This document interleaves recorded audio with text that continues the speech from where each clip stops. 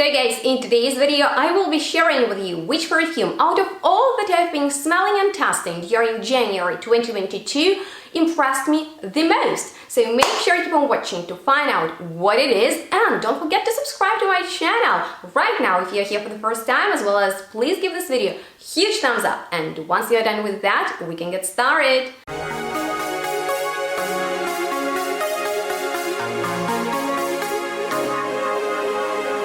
Hello and welcome everyone to the first episode dedicated to my most favorite perfume discovery of the month this year. And you know, by the end of 2022 we'll have a nice top 12 list dedicated to my best perfume founds of the year. And I gotta be honest with you that in January, unfortunately, I didn't have a chance to go out and smell as many new perfumes as I wanted to, because you know, I'm obsessed with discovering new fragrances. I'm addicted to smelling new stuff, and I was really curious about the one we are going to discuss in this video, because not only it's a new release from the brand I really like a lot, but also it's their first ever flanker. And you might remember that I'm not the biggest fan when brands release flankers instead of focusing on the new original release. Please let me know how you feel about that. But when I saw the announcement of Gallagher Fragrances created the first flanker of their best-selling perfume that I've been a biggest fan of ever since I've smelled it and have been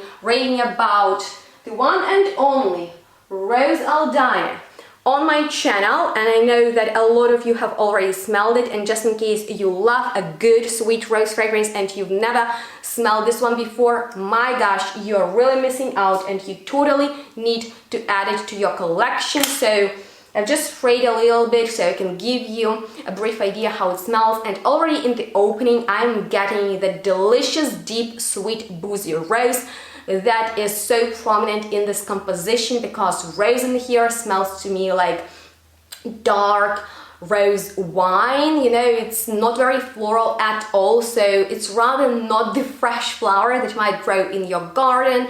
And I really like the dried apple crisp, the plum, because they give so much texture to the rose that's boozy and pretty sweet, because we have brown sugar, vanilla, and also honey that makes it so mouth-watering, but you know, without anything sickening sweet, because there is still patchouli and some base notes. So this is a really beautiful scent, and I know that there are a lot of people that enjoy it. So when I saw there is a new version of this fragrance that, by the way, comes in a new upgraded bottle design, I got excited, and so here it is, Rose Noir. As you can clearly tell, the bottle is different, not see-through anymore like in the original Rose Noir, and actually I really like this black matte flacon and the heavy metallic cap that is so uniquely shaped that I've never seen anything quite like it. And then, you know, there is this metallic label with the most prominent notes written on it. And so I'm a big fan of checking the notes and just getting excited before trying out a new release. And when I saw the notes breakdown for this one, by the way, let me spray a little bit more of it, I was pretty surprised there are only 2 new notes in there, and they are already noticeable in the opening, because those ones are black leather and oud, pretty intense notes, right? And so they are noticeable right away. I'm pretty picky with leathery notes. I don't like them very much, and this leather is unique because, well, it makes fragrance a little bit smoky, but like in the way you need to imagine a leather glove or maybe a fresh pair of shoes. The leather is really cool in here. It's not animalic, and oud is not dominant as it often can be. So they both make this fragrance more complex than the original one,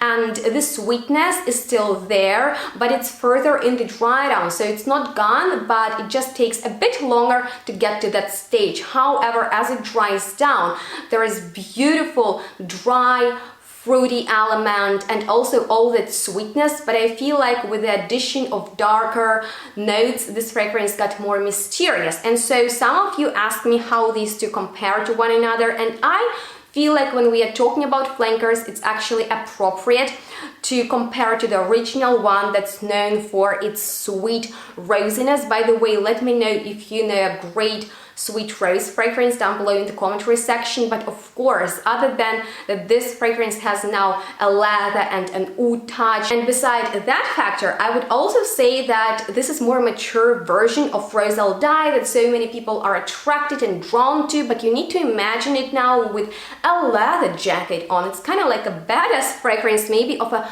femme fatale who is wearing a bold lipstick and a black eyeliner and is just not giving a fuck because she or he is so secure, because this fragrance is unisex, and as all Gallagher fragrances, it performs amazingly. Just as Rose Noir, the original one, it's rather for the cold weather because it's cozy and delicious and warm and cocooning and really round. But I feel like it's specifically great in the winter, you know, during these cold nights. I love to spray it on my jacket or a coat and just performs so great. And there is definitely this compliment factor because it's quite a catchy scent. And although this rose is sweet, you know, it's in the company of oud and leather and patchouli, and that notes combo is to me sort of like signature for niche perfumery. Let me know how about you. But I feel like that's what makes it smell so expensive. And although it has been already done like 1,000 times before, I was really impressed that Daniel Gallagher managed to make it smell new and interesting and unique, and overall the addition of leather and oud changed this fragrance. But I would say that if you love the original one, you will definitely enjoy this one too, because they're pretty similar in the dry down.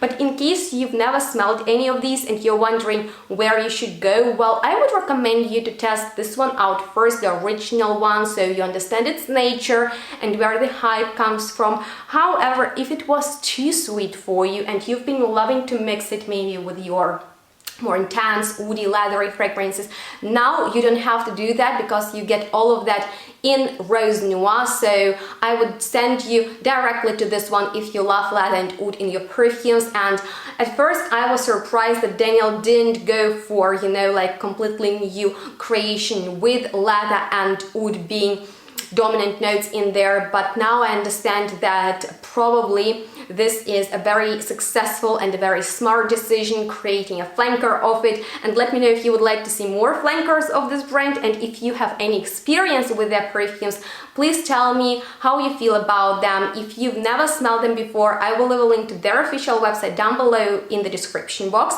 so you can check them out, and some other helpful information too, for example, like links to my previous reviews on their perfumes, and also to my social media, just in case you can't get enough of me. And on that note, I sincerely hope you found this video helpful. Please let me know what do you think about these two. Are you excited for the flanker? Have you ever smelled Rose Noir? And if not, I would definitely recommend you to put it on your wish list.